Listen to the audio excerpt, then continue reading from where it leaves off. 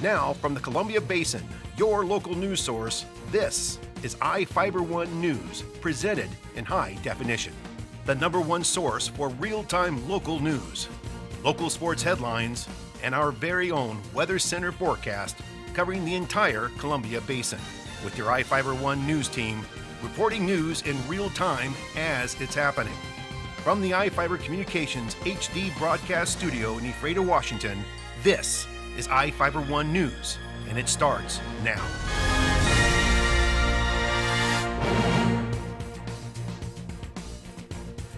Welcome to iFIBER 1 News. I'm Cody Johnson with news from around the Columbia Basin for Thursday, December 6th. In tonight's broadcast, we report on the verdicts in the murder trials of a pair of Quincy brothers and the status of the investigation of the Wilson Creek School District Superintendent. We look at how a Moses Lake woman defended herself against a rapist and how the Moses Lake police caught a juvenile responsible for 18 acts of vandalism in a single night. In sports, we have highlights from the Zags and Cougars basketball game last night, and we'll show you how professional wrestlers are getting into the holiday spirit. Our spotlight story tonight is about the change in state permitted marriages that started today. And we have the latest weather forecast for the Columbia Basin from our iFIBER 1 Weather Center.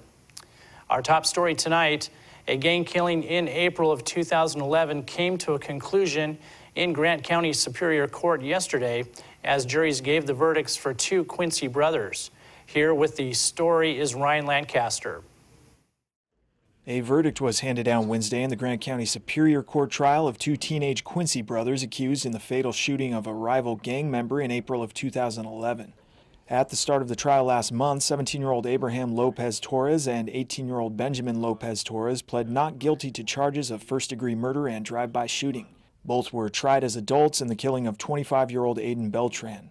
On Wednesday, December 5th, the brothers were each found guilty of murder in the second degree and drive-by shooting. At the start of the trial, Grant County Prosecutor Angus Lee told jurors Beltran was shot in retaliation for the October 2010 killing of a member of the Torres brothers gang. Lee said the gun used to shoot Beltran was located in one of Abraham Lopez's socks at the time of his arrest. Defense attorneys argued DNA evidence linked the gun to another passenger in the car, 18-year-old Alexis Hernandez of Quincy. Prosecutors reportedly dropped any charges against Hernandez in exchange for his agreement to testify against the brothers and 22-year-old Roberto Murillo Vela of Wenatchee, who was the driver of the car. Murillo was sentenced this August to 18 years in prison after pleading guilty as an accomplice to second-degree murder.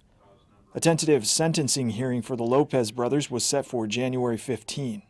At that time, Superior Court Judge Evan Spurline may also consider an aggravated murder conviction against Abraham Lopez, which could result in a life sentence without the possibility of parole. For iFIBER 1 News, this is RYAN Lancaster reporting. And thanks, Ryan.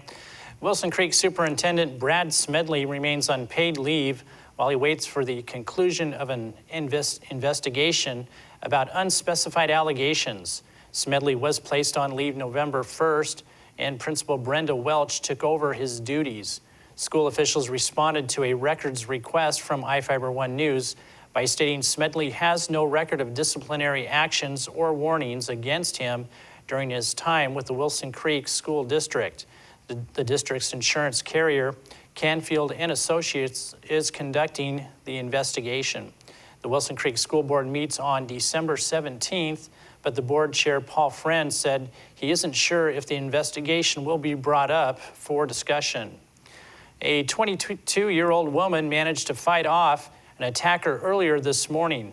A man broke into her Moses Lake home and attempted to rape her while he was wielding a knife. The victim was doing homework when the man reportedly entered her home in the 1200 block of Vandenberg Loop through a back window. The suspect was armed with a 6-inch knife and was wearing all black with a dark-colored bandana covering most of his face. The woman fought with the attacker for about 5 minutes before managing to kick the knife out of his hand. The suspect fled the residence. The suspect is described as a skinny male with an athletic build, measuring between 5'7" and 6 feet tall.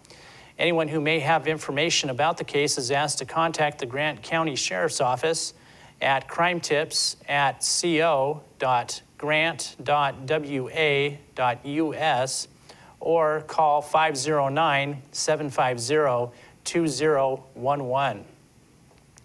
Voters approved making marijuana legal to use for recreation. The change begins today, and here with the story is the Associated Press. Marijuana is officially legal in Washington state starting on Thursday. The new law taking effect allows adults to have up to an ounce of pot for recreational use. Authorities say users should smoke privately. So the idea of someone smoking in public, they shouldn't be doing it. And if we deal with them, they could get a ticket. That means no marijuana smoking at concerts, on public streets, or in public parks.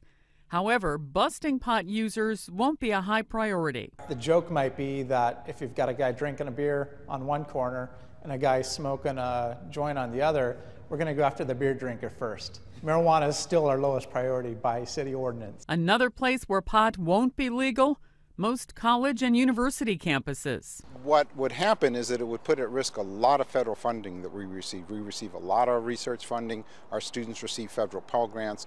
There's another big change in Washington on Thursday. Same-sex marriage also becomes legal. Sandy Kozel, The Associated Press. And we'll have more on the change to marriage in our Spotlight story later in our broadcast. Tired of seeing graffiti in Moses Lake? The Moses Lake police took a step towards stopping it when they arrested a 15-year-old boy. Last Saturday, police investigated 18 incidents of new graffiti on homes, businesses, and fences along Pioneer Way, South Division, and Skyline Drive, as well as Grant and Baker Streets. Police contacted the juvenile and a young man that morning. After they watched surveillance video, the officers identified the juvenile and arrested him at his home in the Larsing housing area for malicious mischief in the first degree. They are still looking for the young man who is believed to live in Othello. Police credit surveillance cameras for providing them the opportunity to arrest the juvenile. If you're heading to the ski slopes this weekend, you can look forward to a foot or two of snow this weekend. Driving conditions can change rapidly, and we suggest you check the state's past reports before you go at wsdot.wa.gov or by calling 511. But once you're there, remember not to park on the side of the highway to ski. Washington State Patrol Captain Karen DeWitt said last season on Stevens Pass, traffic congestion and parking was so bad that DOT plow trucks and emergency vehicles had a hard time making it through. It is illegal to park on the side of the highway unless the operator is arranging a prompt removal. Highway shoulders are for the emergency use, not ski parking. The State Patrol plans to ticket people for illegal parking. The fine is $124. And getting caught allows the state to impound your vehicle. The Washington Supreme Court ruled that Superior Court judges do not need to live in the county they represent. The decision upholds the election of Christine Schaller as a Thurston County Superior Court judge. Schaller was appointed a court commissioner in 2005, and she ran for the office this year. A Thurston County resident sued to challenge Schaller's candidacy because she lives in Pierce County. The Thurston County Superior Court rejected the argument, and the state Supreme Court upheld the decision today. The state constitution only requires Superior Court judges to be state residents and qualify to practice law in Washington. It does not require they live in the county they serve as a judge. The State Department of Corrections is looking for more people with arrest warrants. Each of the people you see here have warrants for their arrest and are wanted by various law enforcement agencies. If you see any of these people, the DOC asks you not attempt to detain or apprehend them, but to call police. You can also call the Department of Corrections at 509-764-6180 during the day or 509-762-1160 after 5 p.m. We'll be right back after these messages with the latest from our iFIBER 1 Weather Center.